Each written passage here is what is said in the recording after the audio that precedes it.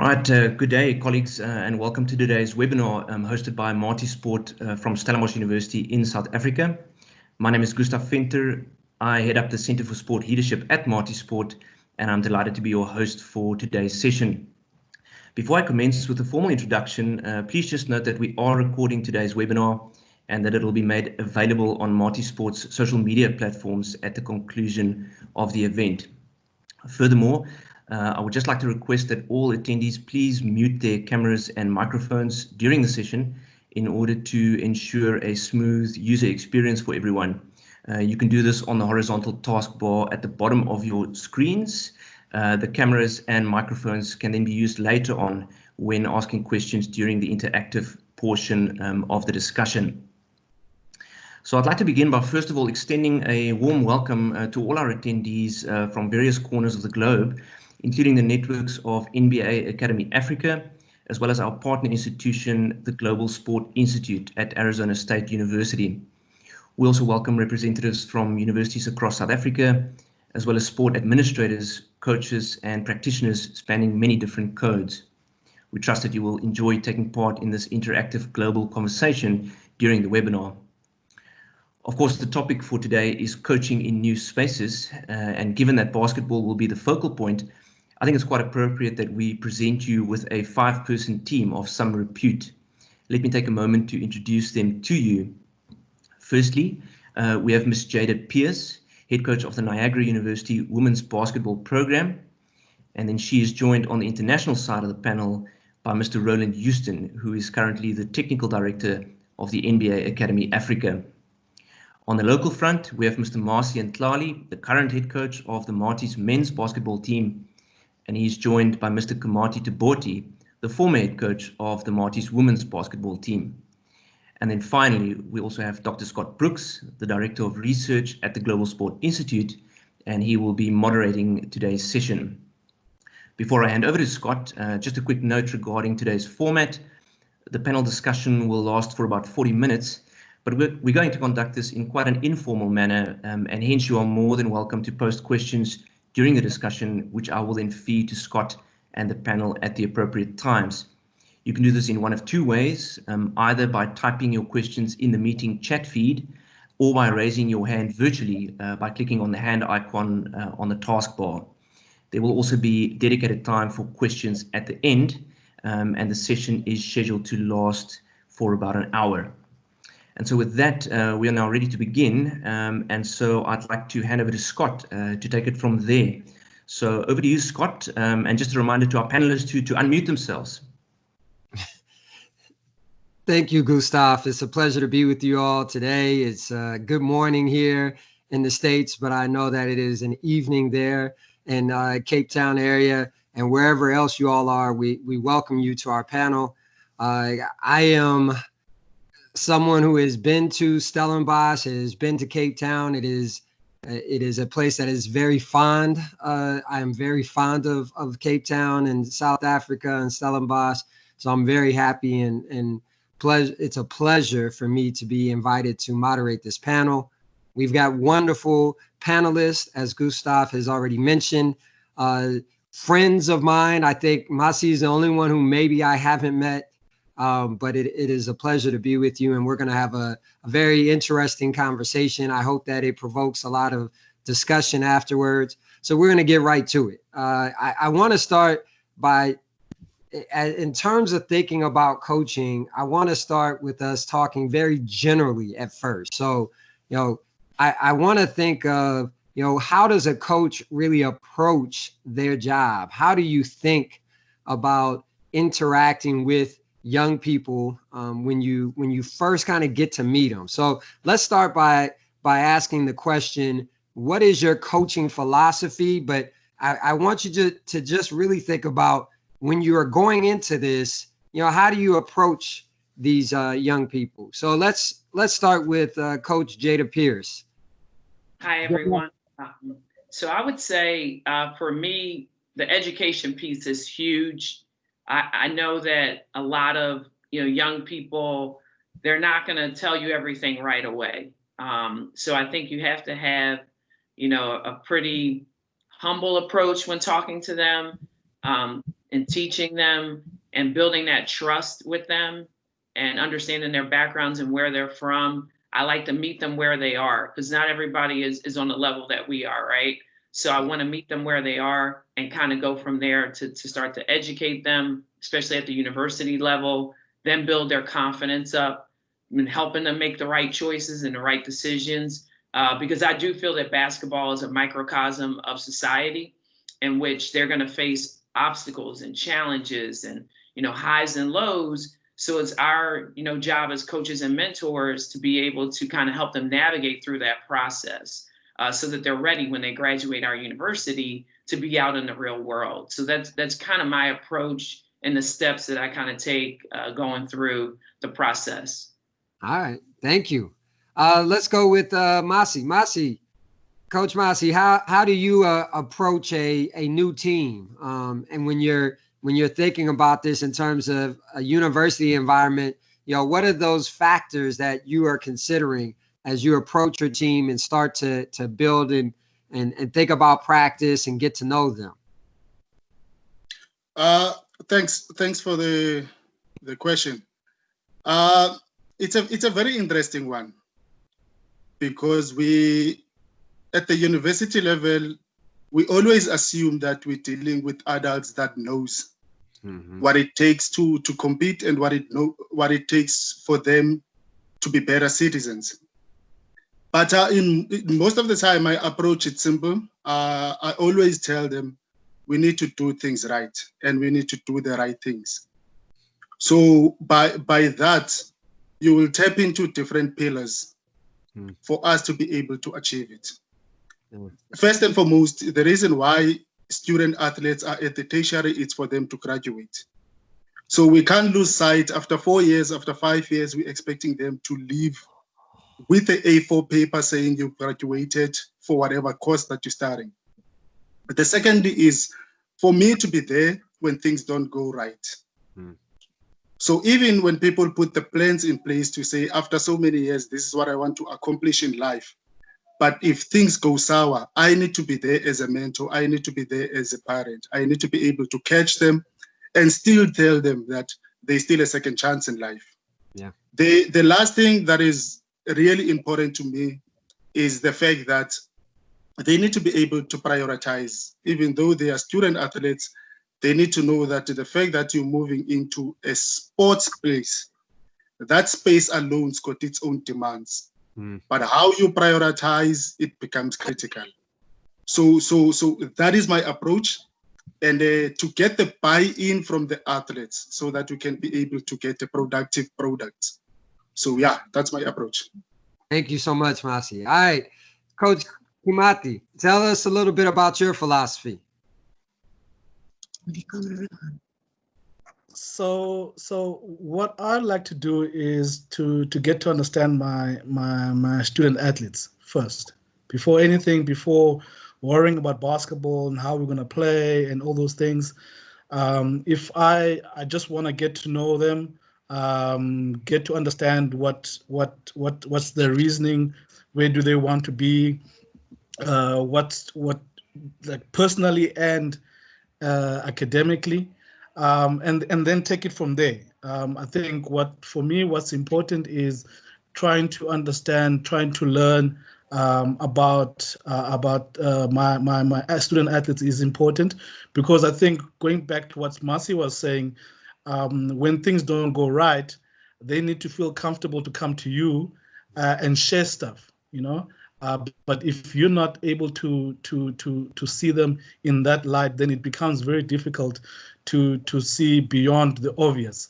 So for me, the first thing that I like to do is basically just trying to understand everyone. Where do they want to do? What do they want to achieve? All right, perfect. Thank you. All right, Coach Roland, tell us about your philosophy. First of all, how are you? I hope everyone's well. Great. It's my philosophy has changed over the years, as we must all do as coaches, but it's kind of three-pronged at this point. There's a mental part, and then there's a cultural part, and the developmental part. You start with the mental piece. Young people often teach you how to teach them. So I truly believe that you have to appeal to their hearts before you could get to their heads. And when you do that, they will allow you to get to know them. That way you can push them, develop them, and empower them. And empowering them on the mental side is extremely important because I believe in building confidence. And if they know you believe in them, that's critical. On the cultural side, it's all about, when I look into it, the environment that you want. I think that's important. We like to hear, particularly where I'm at this space, at the NBA Academy in Africa, we have an environment of growth. And that's for everybody, players, coaches, anybody. It's all about growth and development. And when it comes to kids, I never expect the kid to know what we haven't taught him. That's just part of my philosophy. And then that way you can build character. And then the other piece, and why we're all here, is the basketball development. Kids need to know the why. So oftentimes we'll explain the why. But I think as a coach, my philosophy is teach basic fundamentals first, whether that's basic shooting, basic passing, and then you could go into offensive and defensive schemes. So, my philosophy has changed, but it's three-pronged at this point right now. That's great. That's great. So, what I'm hearing from you all, and you all should be able to, the audience should be able to hear these themes, right? We're looking at balance, whether it's balancing school and sport or life outside of sport. There's a focus on development of the human being, that this is more than just the game. This is about preparing them for life, that all of this centers around the relationship that coaches build. And the relationship allows you to, as Roland put in, right, you're able to empower them. But the key part is that belief in them, right? And that belief gives them confidence. It's important that we understand that role that we play to give confidence and to take away confidence, right? But if we develop this relationship, even when we are saying tough things to them, we've taken over their mind through their hearts, as Coach Roland has said, and that allows us to help them to grow, right? So I think that those are some of the great themes that we've already started to pull out. I want to double back with you, Coach Rowe, because now we're going to come back and say, tell us about this different environment piece. So you've got your philosophy, you've talked, and I've heard other coaches talk about it as they get more and more seasoned, that they often realize that they need to give up some of this control. And as you said, they are teaching you how they need to develop. Where are you? Where have you been? And kind of, how has that shaped how you've coached? Wow, great question. I've been fortunate to have played several places, played 13 years overseas professionally, and then I coached for 15 years Division I basketball at, as you very well know, LaSalle University, George Washington University, and George Mason University. And those experiences had me prepared to move to the space where I'm at currently, which is in Senegal at the NBA Academy, Africa. You have to grow and develop and evolve as a coach. So one of the things that I had to do here was adjust from the university mentality, even though it was still development, but I didn't. The gentleman, Amadou Gallo Fall, he stressed to me, he was one of the main reasons I'm here. He stressed to me development. When you're with the team, that's hard because you're trying to win. You're trying to win. So, and even though we've won, we've been in first place and we've been in last, I had to learn from a great person in South Africa, Nelson Mandela. We never lose. We have to either win or we learn. So I had to make adjustments to say, just develop, just worry about the kids develop in the space that I'm at. And we have over 13 different countries represented in the Academy, Africa. So I had to evolve into this space, and those experiences have helped me do so. Yeah. That's wonderful stuff. Let's go back down the line. So Kimathi, tell us about where you've been. Talk to us about how it's different maybe than what you may have thought you were going into, right? So maybe Stellenbosch was a different environment from where you first started coaching. Tell us about the difference and how you manage, right, in your philosophy and you're dealing with different athletes? I think, yeah, Stellenbosch was very, very different. As I went to go and coach in Stellenbosch, I think the first day I went to meet Ilham and Jerry, the first question I asked myself was, what am I getting myself into? But I think what for me, what has transpired over the years as I started learning to coach is to understand what you want to impart into players. So for me, the main thing was trying to get players to reach their ultimate potential. So you might get the best players and they win everything, but they don't reach their potential. Yeah. So my thing was to say, okay, cool. I'm going to Stellenbosch. Stellenbosch is not a big university. You know, it's a rugby. If you talk about Stellenbosch, it's just rugby. You know, the first few months I was at Stellenbosch, they were asking us not to practice because there was a rugby game and everybody had to go and watch rugby. It didn't make sense to me. So it's adjusting to that, but ultimately understanding that, okay, cool, I want them to reach their potential, and I'm coming to a different culture. So what I was doing at my previous university won't work in this university. You know, I'll make an example. My players before a game, they prefer to pray at CPUT because they were all Christians. And then you get into Stellenbosch, and then you've got different religions within the team, and of which the religions don't speak the same thing. And I had to then come in and say, okay, cool. I don't think the praying before a game is going to work. Wow. You know, so those are type of things that I think I learned as I came in at Stellenbosch University. Okay. All right, Coach Jada, how about you? Tell us how your current university is different from where you had been previously, and how you've had to adapt and think about coaching in different ways.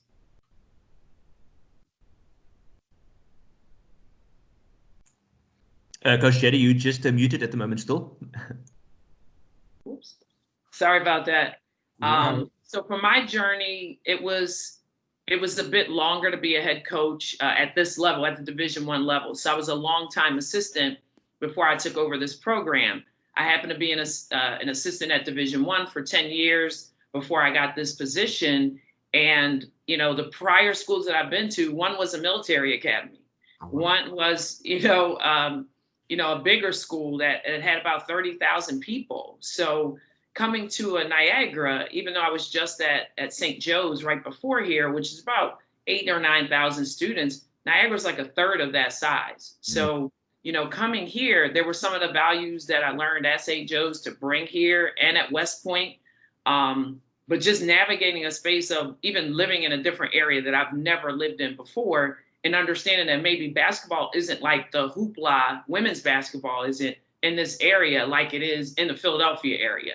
So coming here, I had high expectations. They had never really won here at all in women's basketball.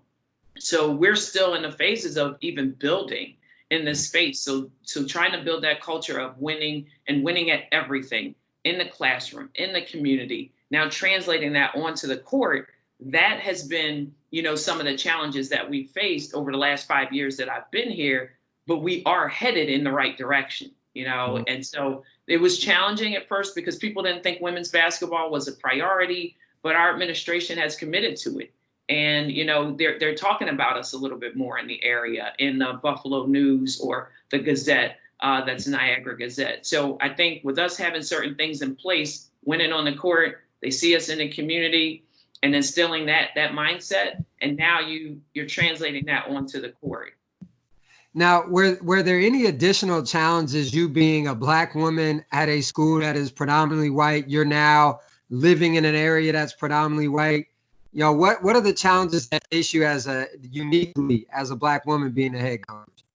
I think that it was definitely a little bit different when you're even just navigating campus. And some people may have gotten the announcements and some people didn't. You know, they weren't maybe at my press conference, and understanding that I'm not the assistant, that I'm actually the head coach, and just some challenges that way, just with different mindsets and perceptions and biases that they may have, because they were so used to always having a white head coach, whether it was a male or female, and understanding that, yes, I'm more than qualified for this job.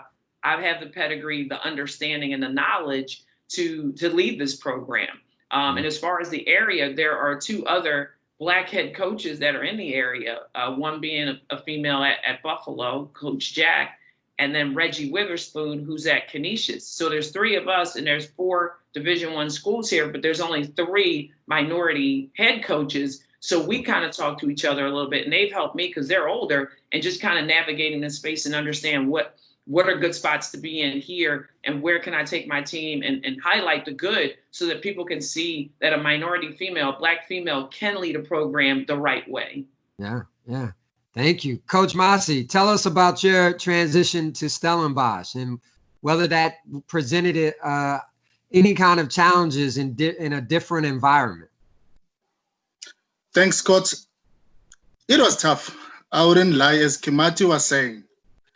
You know, when I moved from my previous institution into Stellenbosch, their basketball was a priority code. So it was number 1 code. Moving to Stellenbosch, where traditionally it's rugby, cricket, hockey, and netball. And basketball was never even part of the agenda. For people that know Western Cape, that knows Cape Town, that knows Stellenbosch, it was never part of the agenda, in the institution as well as in the community, in the surrounding community. No one ever thought that basketball will kick off at Matis. Yeah. So it was a mountain to climb for me to change the mindset of the student athletes, for them to move from playing basketball recreational to competitive state. It took us 3 years for them to understand it. Yeah. And to change the mindset of the management itself, the sports management, for them to know it's not only rugby. There is a code called basketball. So it was another battle to get that buy-in, to say basketball is a code and it's something that needs to be established, and it's a code that needs to be supported within the institution.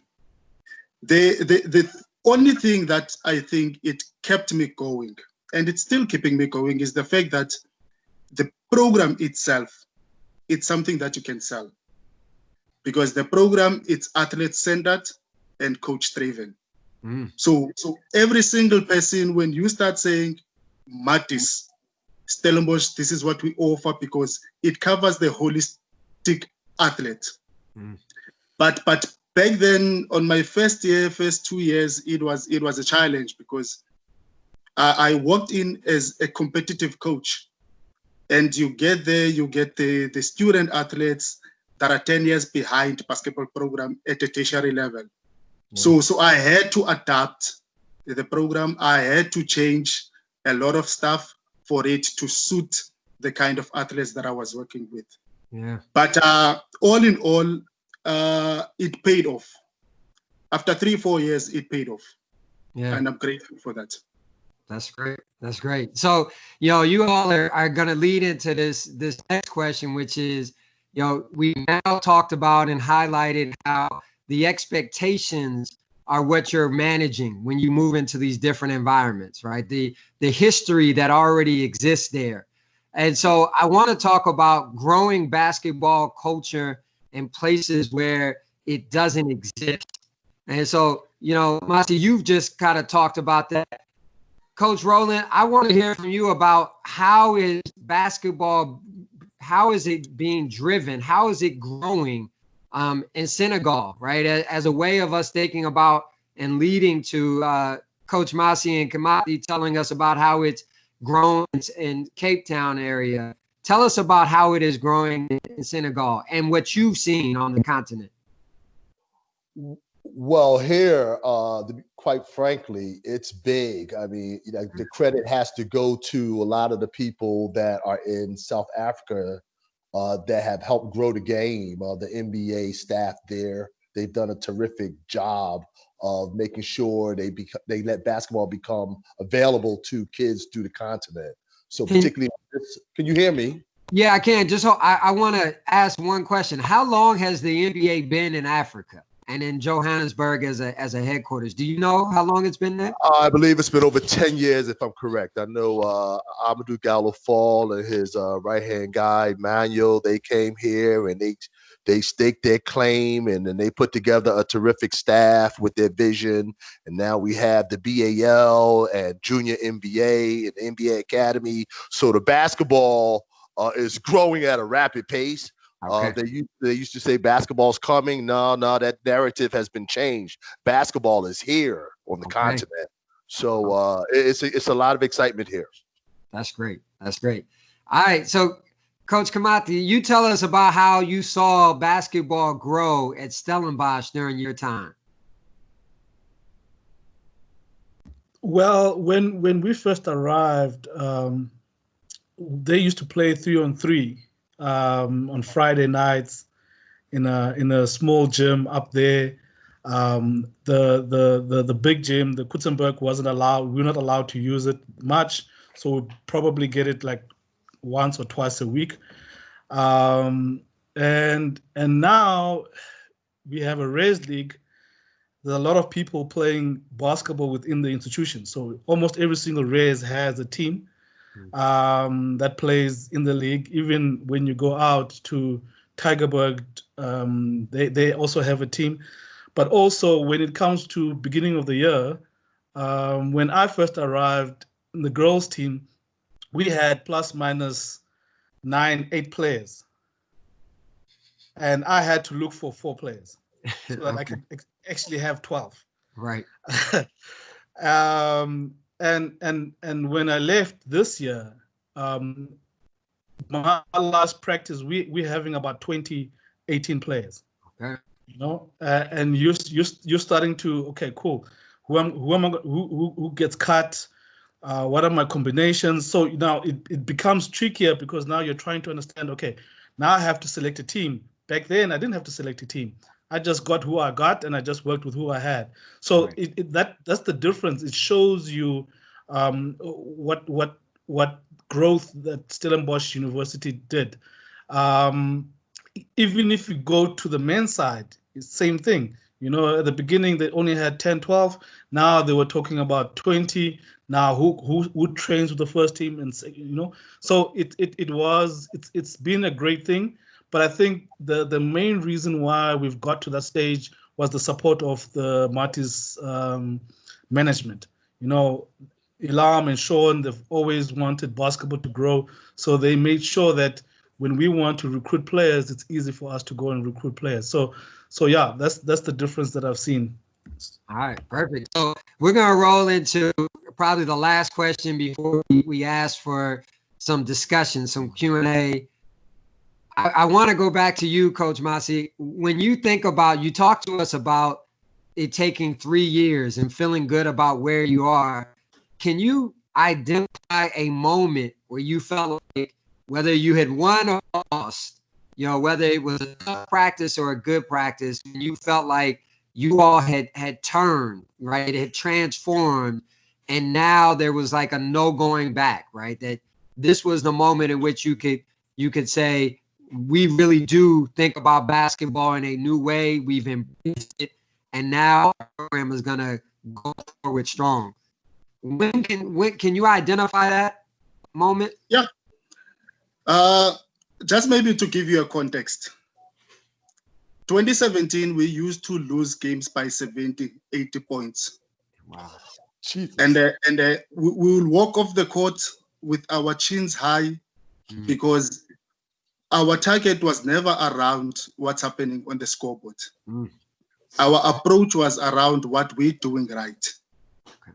So last year, that's when we turned the corner. We caused a lot of upsets within the district. We've caused a lot of upsets at the national in terms of the institutions, the USA National.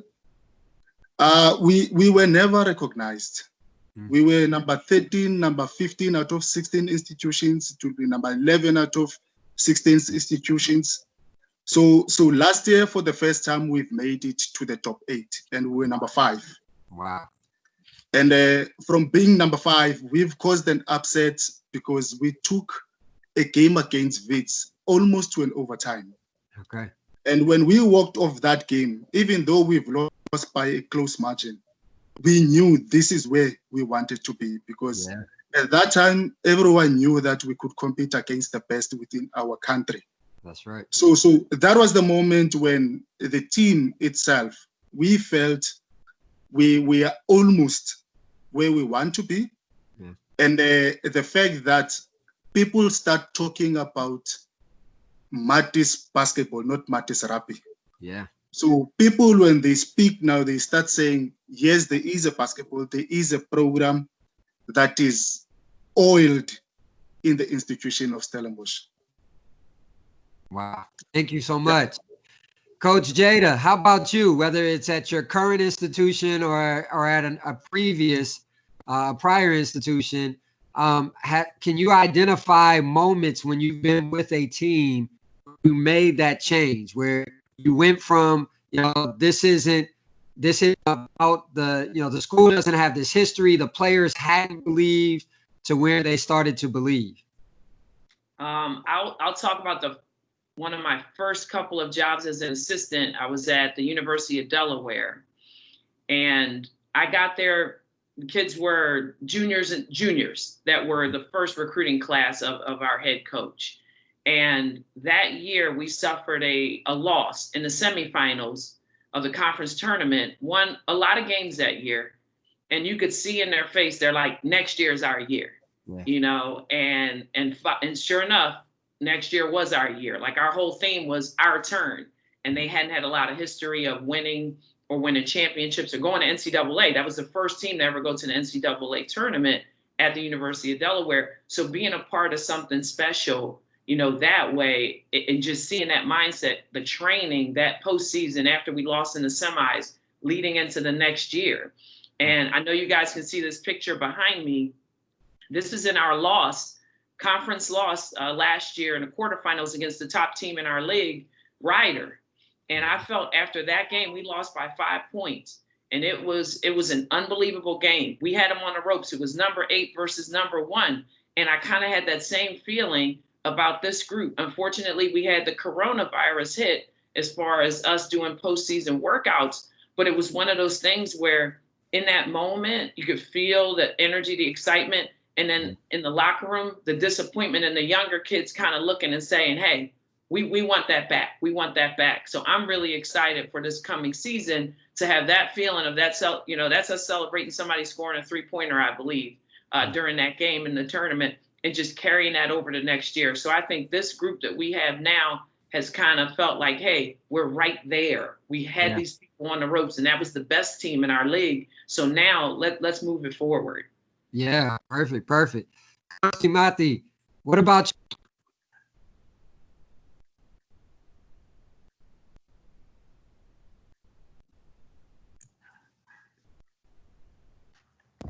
Hello, can you hear me? Yep, we can now. Okay. Last year was awesome. Just like Marcy, we came 13th out of 14th. The year prior I came in, and steadily we've been improving. And last year we had our best year yet. Last year we also caused a lot of upsets.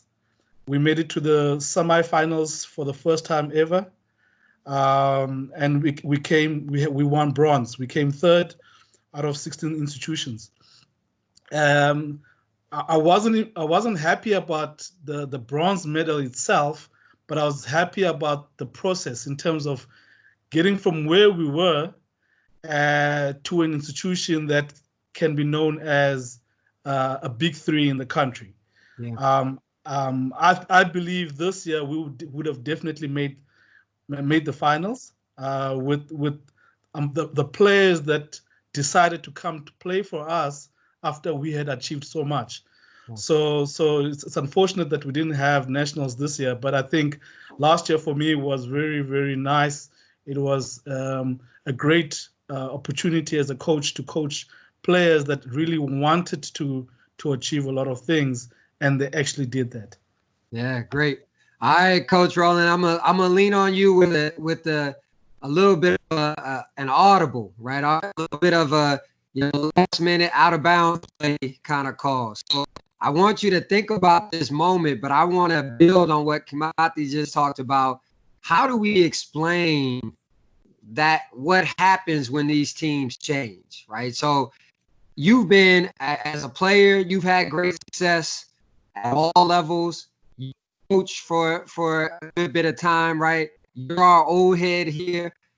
Can you give us a little bit of advice, right? So for those of us who are developing in our coaching, where we haven't experienced so much yet, what are some of the tricks to get your team to that moment? Can you give us some insight into that? Yeah, don't deviate from building culture. Don't deviate from having expectations. Empower your kids. Stay true to what you believe. It's challenging because you're going to go through some rough spots. I went through that on a university level and here. And two of the things that coincide with both, when the teams or the players get it, then they take over your program in a positive manner because you had to build it. So now, since you worked on it, they walk a certain way. They talk a certain way. When they're on the court, they expect to get the rebound.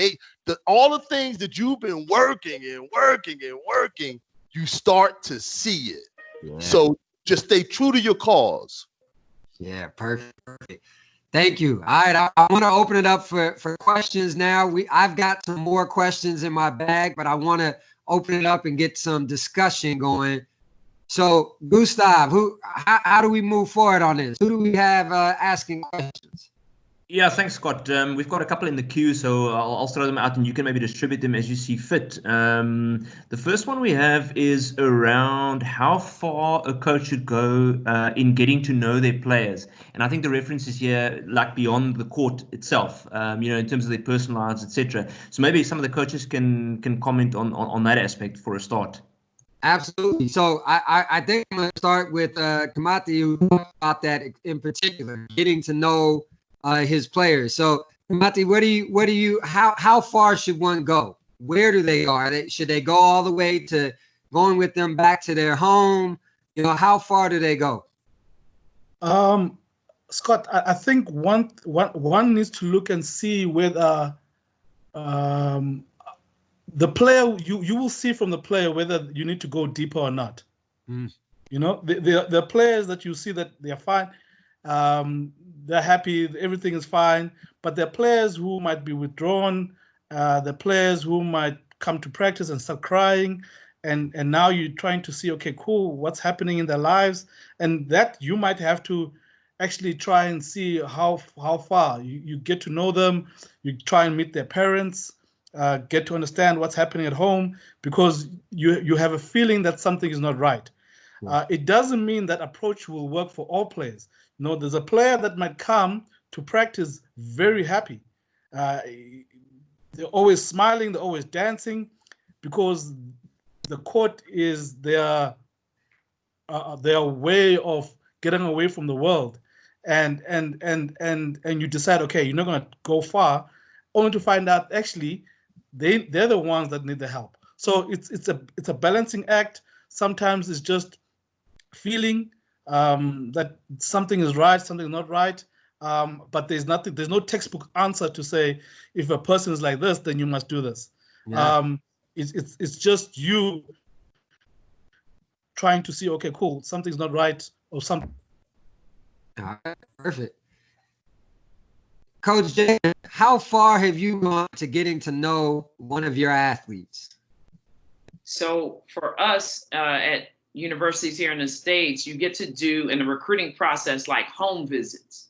So you get to go into these potential student athletes' homes. It might be before they've even committed to you. So you really get a feel and a sense for the family dynamics, the family structure, when you get to visit them in their space. Because a lot of times they come to your campuses and you're showing them around and you're showing them everything and you're meeting with them in your space, but it's nothing like being at their house, and really kind of getting a sense of who they are, who their family is, how they were raised. You can tell with how they interact, with their parents or grandparents, whoever the guardian is, to really get a sense of, who they are.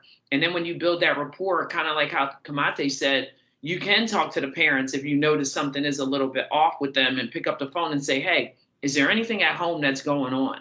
Yeah. And for our players here, I'll have lunch with them. We'll go, off campus. We don't just stay on campus. Hey, let's go to where's your favorite place to go and grab a sandwich or grab food? Let's go there and grab something and talk there instead of it being just in the confines of the office. Yeah, great. Coach Kim, I see that you've got someone that is vouching for you. They're giving you some props. They say that you make it easy for them to approach you. So we commend you on that.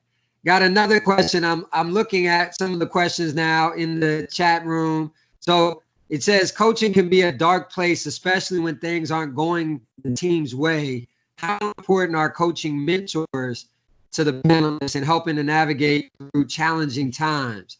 I think this is a great question to hear from all the coaches. So we'll start, since we got you right here, Coach Jada. How important are mentors to you going through this process of coaching? Mentors are huge. And it's not just even when things aren't going well. You want to make sure that you're continuing to do the right things. So I'm very fortunate to have people at different levels, not just at University Division I level, but professional coaches, whether they're NBA, WNBA, to kind of lean on and rely on.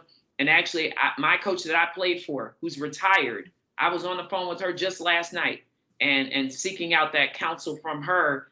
She retired about 7 or 8 years ago, but she's still very much in a loop of what's going on in the world. And I rely on her quite a bit too. It's huge. That's great. Coach Masi, what about you? Tell us about your mentoring. Who do you rely on?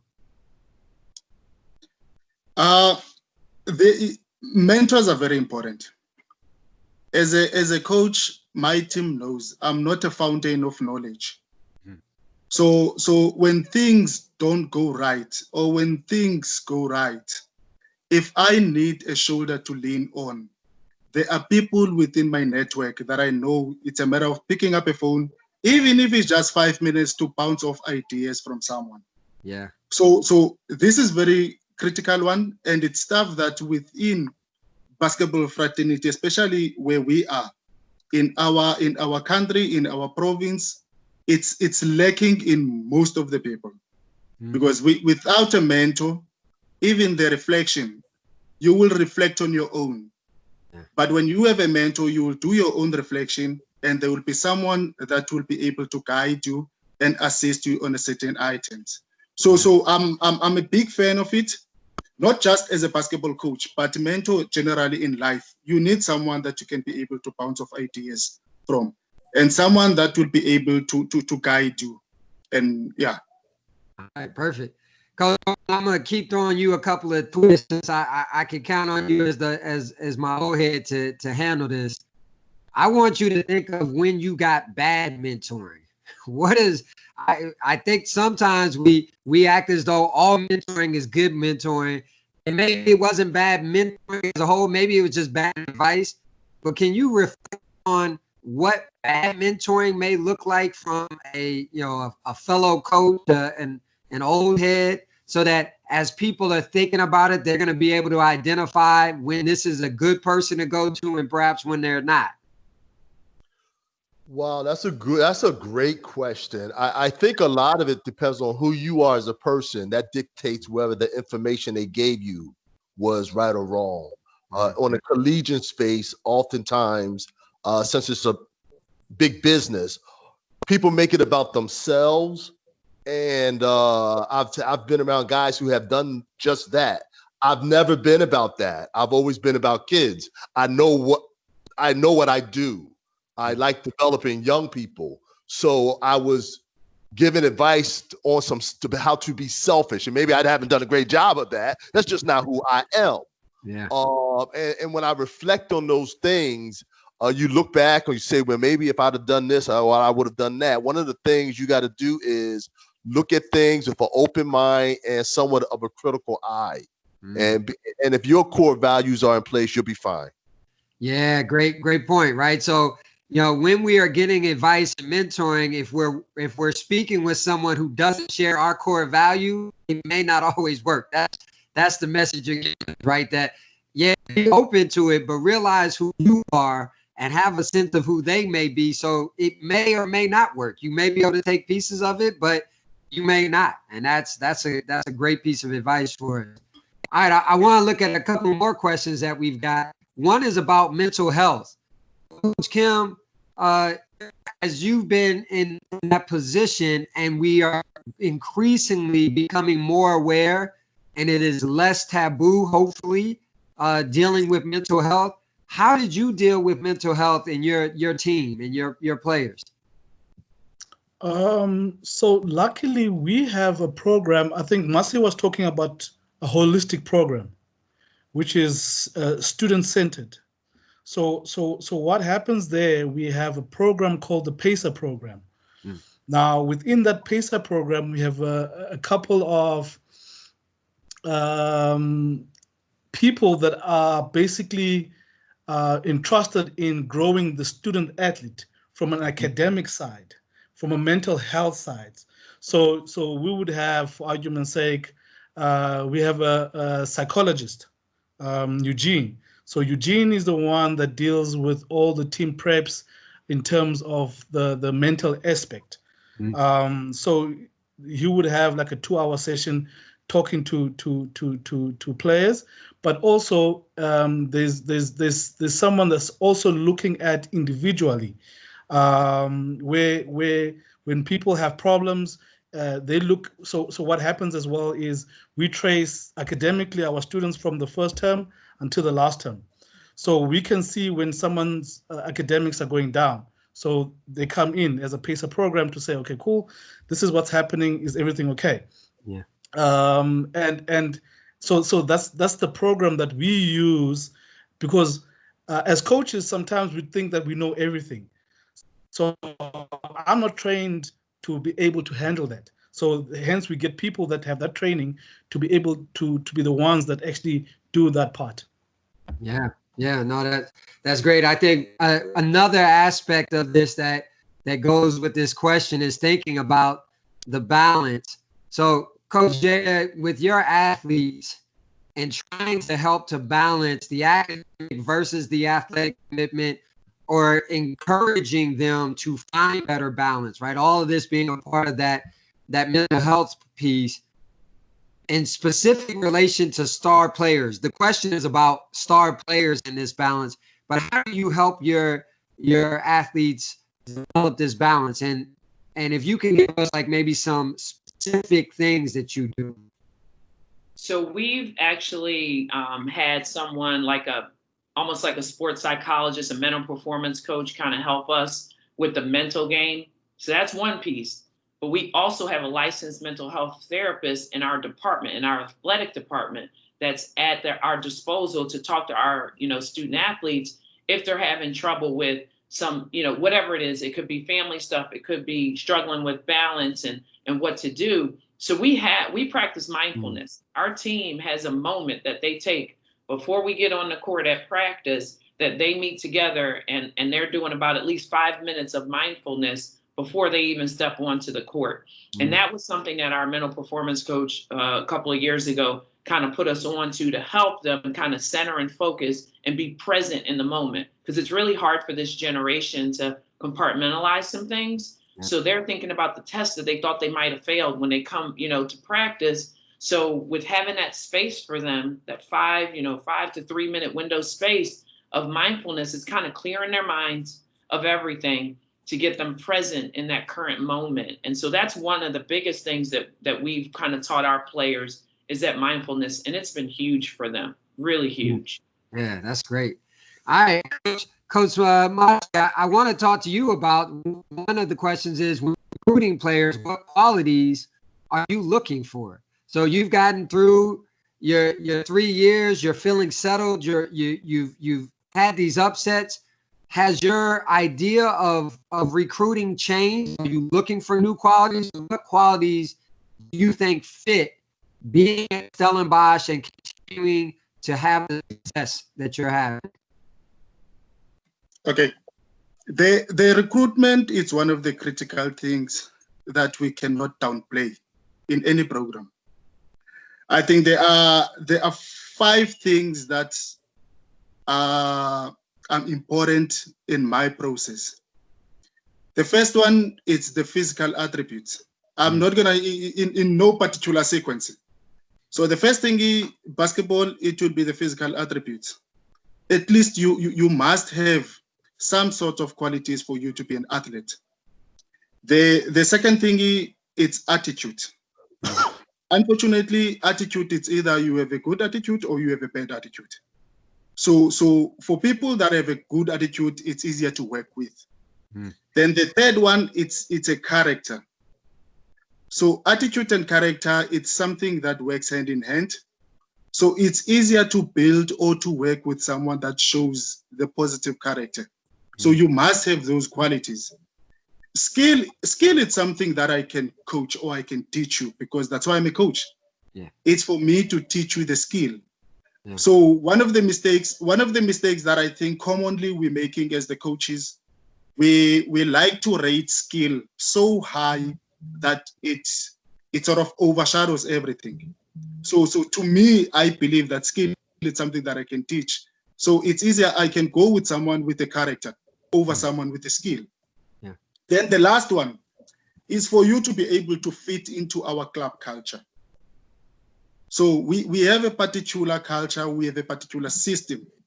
It doesn't help me identifying an athlete that I know it's gonna drown in Stellenbosch University culture, or the athlete is not gonna fit in our basketball culture. So again, it's not gonna assist me. So those 5 components, it's something that I look for. And then the skill one, it's something that I can deviate from. Yeah. But the rest of the other 4, I rate them so high when I do the scouting. Yeah. Thanks, Scott. Thank you. All right, so we've got a couple of questions, and we're going to try to squeeze them in. And so I'm going to ask you guys to give really quick answers. I'm going to try to give you a question in a way that can guide us to quicker answers. So the first question is, how do you help your players understand their roles and contribution to the team so every player feels valued and necessary to the growth of the team, regardless of the time they get to play? This is often what we're talking about, not the 5 positions, right, the starter, but the 6th through the 12th person. So what are 2 things that you do, Coach Kim, to make those players who are positioned 6 through 12, they're not your primary players, feel valued? So for me, it depends on the type of team that you have. So if you have a very good team skill-wise, and they understand the role they understand basketball, I would implement that differently to a team that is just average. Okay. So, but by doing that is everybody understanding that I don't have to. No one is guaranteed game time, but at the same time, when we win, it's not about 5 people, it's about everyone. So everybody has to contribute, not necessarily only on the court, because everybody wants to concentrate on how many minutes are played, but you can contribute being off the court. Yeah. You supporting your player, your teammate, can be more important than you actually passing the ball. I'm just making an example. So for me, that it depends on how good or how different your teams are. Okay. Coach Rowe, tell us about 2 things that you do to help those positions 6 through 12 to feel valued and appreciated. Well, we're fortunate because we're a developmental program, so it's really simple for us. Did you get better today? Yeah. Did you get better? That plain is every day. You walk in here to get better. Yeah. Plain and simple. All right, perfect. Coach Masi, what about you?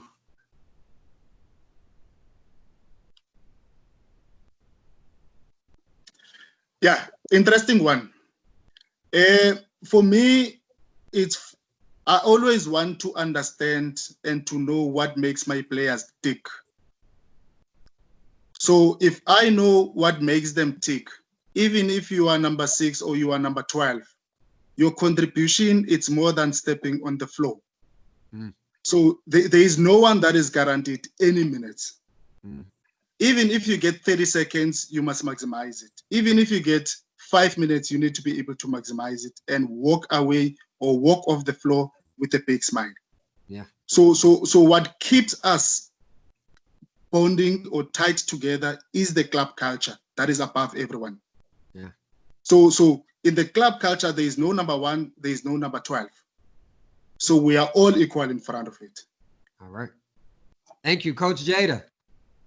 So I developed a mini philosophy from the great Bill Walsh that coached the 49ers a long time ago, coached Joe Montana and Steve Young and Jerry Rice and all those guys. And he said he would give a speech at training camp when they first started and said that everyone here is going to have an opportunity to help us win a game.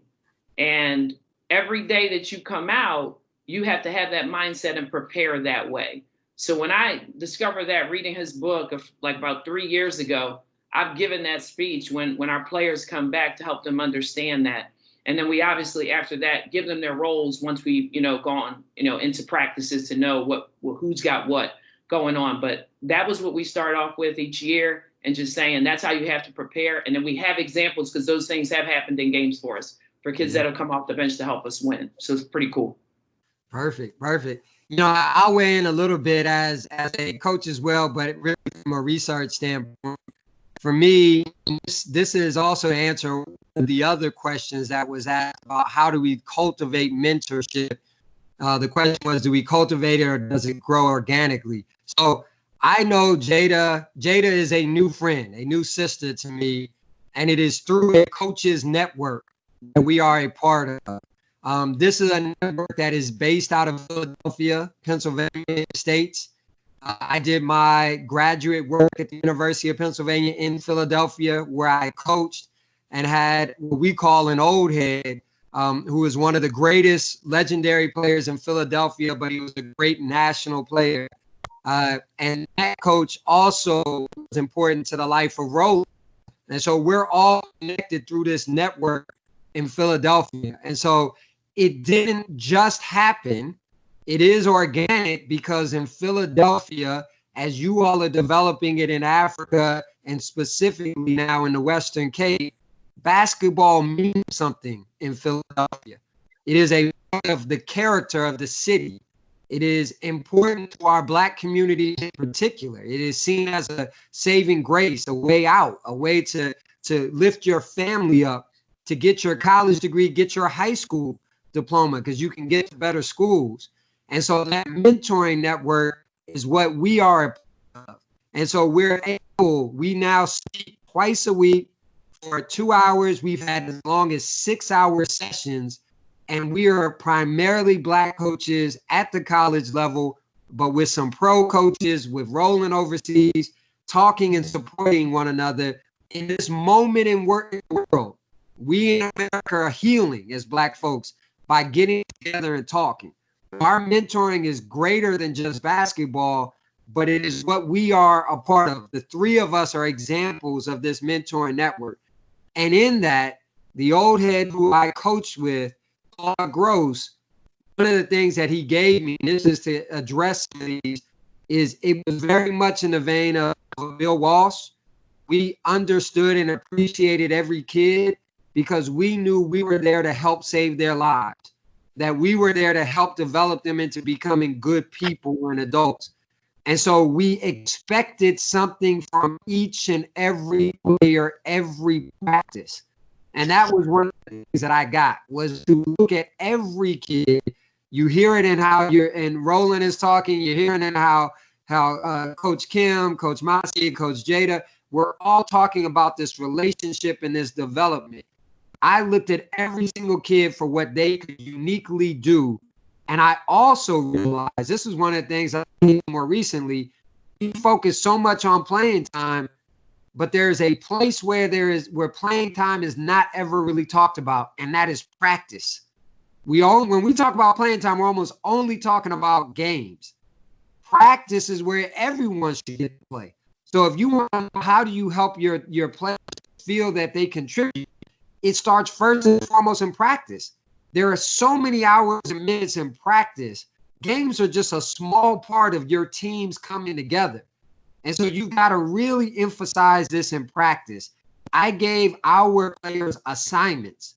So if we are preparing for a game, I had the players maybe weren't playing as much, pretend to be the opposing team, and I gave them assignments. One of the drills that I would do, if we're going to play a team that has a star player, I call that playing against the Kobe Bryant, in honor of that Kobe Bryant. And I would tell that player, your job is every single time. Your job is not to pass. So here, a player who didn't get to play a lot got to be the focal point. And that really made them feel special. And I would rotate that role. And they also got to realize that they had a specific contribution. So you've got to really be deliberate. You think about practice as really being where your team is made. Don't allow everything to be trumped by games and those wins and losses. It really is about this development. So if we've got a little bit of time, can we ask one last question to all the panelists, Gustav, or do we need to wrap it up? No, 100%, Scott. You go ahead or ask one more question. We can squeeze it in.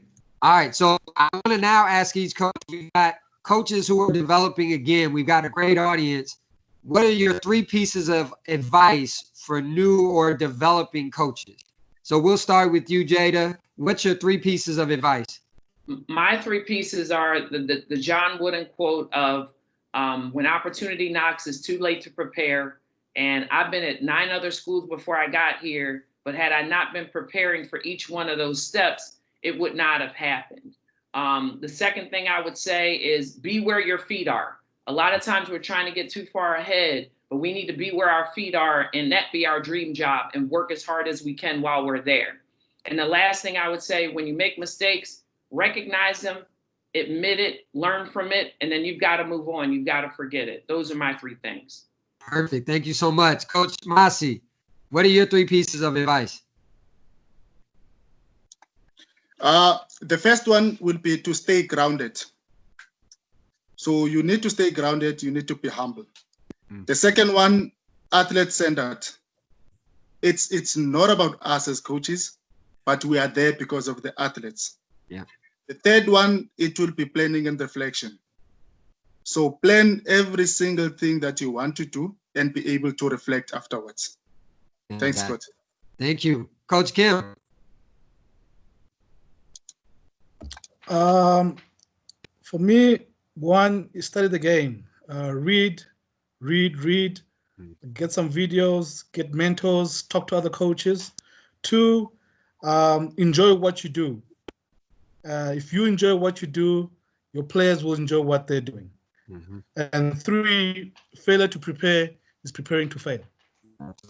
Absolutely. Coach Rowland, bring us home. 3 pieces of advice. Learn and teach. Learn and teach. Learn and teach. Learn as much as you can.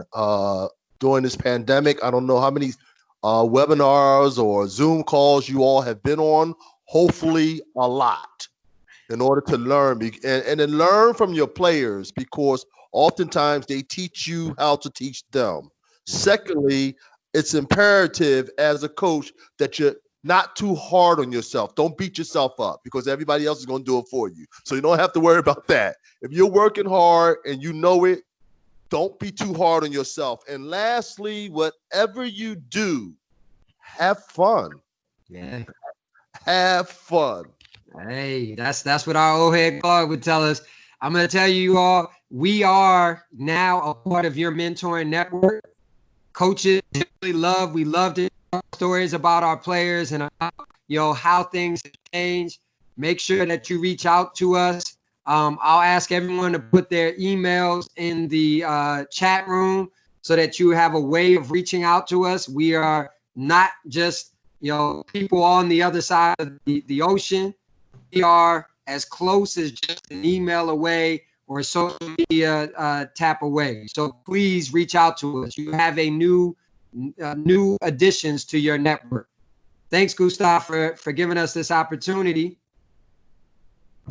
Yeah, thank you very much, Scott. I'm actually also just going to thank you for moderating the panel, and as well as our panelists. Thank you for sacrificing your time, during this early evening here in South Africa. think it's been a fascinating conversation, and I think the attendees have thoroughly enjoyed it. And as you said, Scott, feel free to take these conversations offline, and we certainly look forward to further engagement in future. And and with that, I just want to wish everyone strength in this very confusing and uncertain time that we are still in, and we certainly hope to see you at the next Multisport webinar, and also the webinars of the Global Sport Institute. So thank you to everyone, and have a great day further. Thank you.